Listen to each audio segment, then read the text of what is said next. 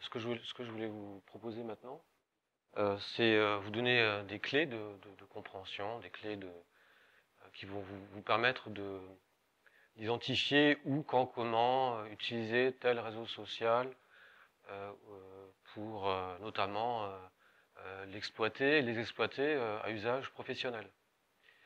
Sachant que c'est un plurivers, donc un univers énorme, très étendu et qui s'étend de jour en jour, justement de différents réseaux sociaux.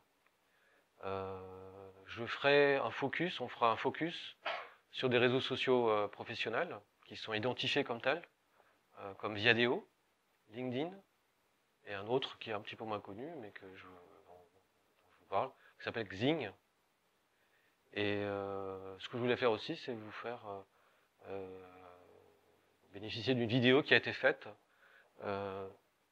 par une agence du web et qui a fait une synthèse des réseaux sociaux en 2014 sous forme de condensé vidéo.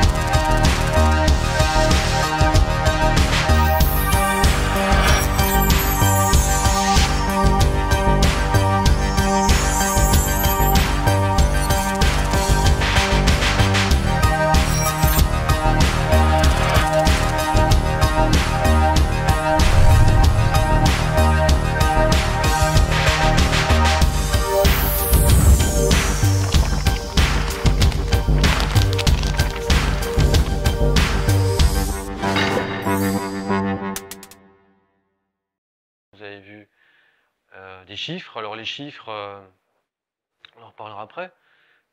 C'est des chiffres qui évoluent, qui évoluent plutôt à la hausse pour la plupart des réseaux sociaux, mais qui quelquefois peuvent évoluer à la baisse. Alors, on dit que Facebook est en perte d'audience, etc. Maintenant, ils sont assez dans la recherche en développement et dans l'innovation pour proposer des solutions qui les relancent.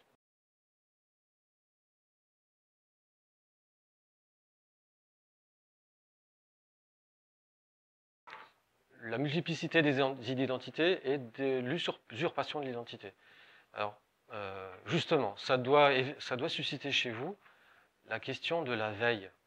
En googlisant votre nom, vous pouvez déjà avoir une idée de la manière dont vous existez déjà sur des réseaux sociaux. Et l'idéal doit être de vous retrouver sur un ou des réseaux sociaux, mais sur la base d'une inscription volontaire venant de vous.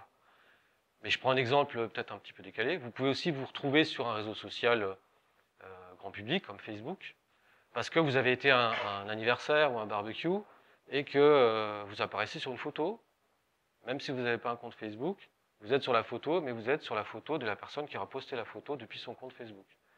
Et alors là, ce n'est pas l'usurpation, c'est l'emprise du numérique en général qui fait qu'on peut retrouver des traces vous concernant, mais qui ne sont pas directement de votre fait, quoi. Je ne sais pas si ça répond à votre question. Alors l'usurpation, à ma connaissance, et je pense qu'on a plus de chance d'être dans l'usurpation dans la vie, on va dire, plus classique que dans le numérique. Ad vitam aeternam.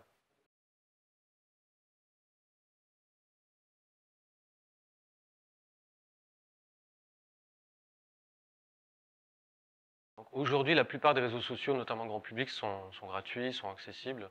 C'est ce qui fait un petit peu le charme des réseaux sociaux, c'est qu'en fait, en 3 clics, vous êtes inscrit. Et vous êtes membre et vous êtes quasiment dans l'action, vous vous laissez porter. Il y a des réseaux sociaux à usage professionnel qui sont gratuits quand vous inscrivez et qui vont vous proposer, pour pouvoir accéder à des fonctionnalités plus poussées, des abonnements mensuels. Et là, je pense notamment à Viadeo et à LinkedIn, qui sont gratuits à la base. C'est ce qu'on appelle une utilisation freemium, en fait, free ou freemium. Et ensuite, pour pouvoir accéder à des fonctionnalités un peu plus étendues, dans votre boîte mail, vous recevez des invitations à tester, essayer avec des offres sur une période donnée, sur une offre package, par exemple.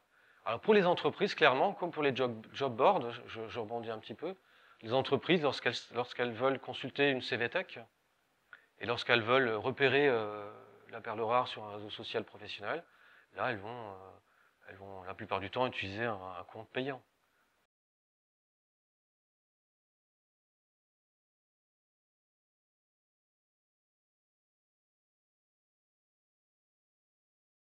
L'employeur, lui, peut très bien se connecter sur un réseau social Viadeo ou un autre, ou tout simplement vous googliser. C'est ce qui se passe. Alors, il y a des chiffres. Alors, des fois, on dit 60%, des fois un petit peu plus, des fois un petit peu moins.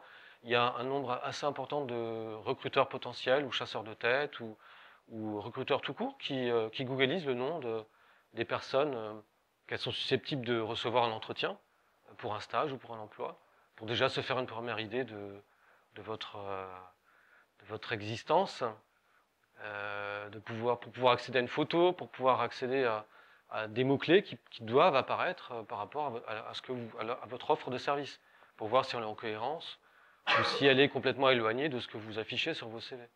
Donc l'idée, c'est d'arriver justement à unifier, à rendre cohérent ce que les réseaux sociaux vont remonter et puis ce que vous affichez déjà au niveau papier sur vos CV.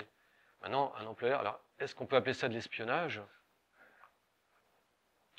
ou tout simplement voilà, un usage, on va dire, qui reste faire, hein, qui reste, je ne trouve pas le mot français là tout de suite, mais qui reste quelque part pas du tout à interpréter, à mon sens, comme étant un usage abusif d'un réseau social ou des différents réseaux sociaux à sa disposition.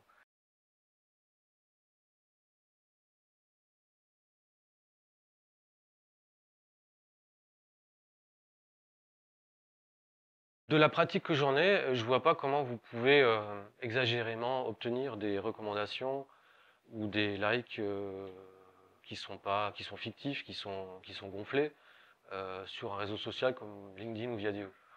Au contraire, LinkedIn ou Viadeo, et ça il faut l'utiliser, permet à vos collègues ou anciens collègues de confirmer des compétences, des savoir-faire, même des savoir-être, en s'appuyant sur des mots-clés, de confirmer des choses que vous avez effectivement pratiquées, que vous avez envie de pratiquer, et qui vont compléter votre profil sur un réseau social. Et en vous disant ça, je dessine avec vous déjà quelque part la supériorité qu'a un réseau social sur le simple fait d'être dans une CVTech. Hein, on a quelquefois l'impression d'être tranquille, on se dit mais c'est bon, moi je suis sur cadre emploi, je suis sur S-Job, dans la CVTech, je suis tranquille. Donc autrement dit, je suis dans le numérique.